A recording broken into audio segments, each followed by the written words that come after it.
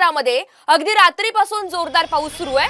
खडकवासला धरणामधून मुठा नदी पात्रामध्ये विसर्ग करण्यात आलाय आणि त्यामुळे भिडे पूल, संगम पूल, होळकर पूल सध्या पाण्याखाली गेलाय। अनेक ठिकाणी सकल भागात मोठ्या प्रमाणात पाणी साचलंय। रस्त्यांना अक्षरशः नदीचं स्वरूप प्राप्त झालंय। सिंहगड रोडवरील सोसायट्यांमध्ये सुद्धा पाणी शिरलंय। दरम्यान धरणामधून पाणी सोडताना नागरिकांना पूर्वकल्पना दिली नाही असा आरोप आता इथल्या नागरिकांनी केलाय। दरम्यान पुण्यातून या सगळ्याचा सविस्तर आढावा घेतलेला आहे आमचे प्रतिनिधी सागर आव्हाड यांनी। पुणे शहरासह उपनगरामध्ये जोरदार पाऊस झालेला आहे आणि खडकवासला धरणामधून 40,000 क्युसेक्सने पाणी सोडण्यात आलेलं आहे। आपण आता बघू शकतो की मी आता भिडे पुलावरती आहे आणि या ठिकाणचे सर्व रस्ते जे आहेत ते बंद करण्यात आलेले आहेत। पोलीसही या ठिकाणी आपल्याला पाहायला मिळतात। एकंदरीतच ही परिस्थिती जी आहे ती आपल्याला या ठिकाणी आता पाहायला मिळते।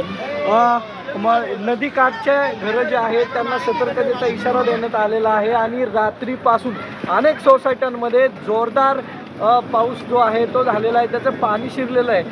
अजूनही घाट माथ्यावरती जोरदार पाऊस असल्याने धरण साठ्यातून विसर्ग जो आहे तो वाढवण्यात येणार आहे, त्यामुळं नागरिकांनी सतर्क राहावं असा इशारा देण्यात आला आहे। सागर आव्हाड, साम टीव्ही, पुणे। दरम्यान पावसाच्या पार्श्वभूमीवर कोणत्या ठिकाणी शाळांना सुट्टी देण्यात आली आहे ग्राफिक्सच्या माध्यमातून समजून घेऊया। तर पुणे, पिंपरी चिंचवड, लोणावळा, खेड, आंबेगाव, जुन्नर या पुणे जिल्ह्यातील काही ठिकाणच्या शाळांना आता सुट्टी देण्यात आली आहे।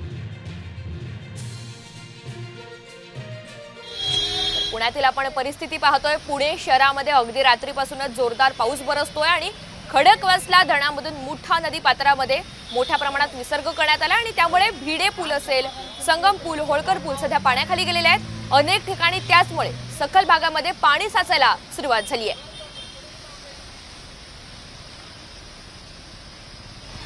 या ठिकाणी रस्त्यांना अक्षरशः नदीचं स्वरूप प्राप्त झालंय।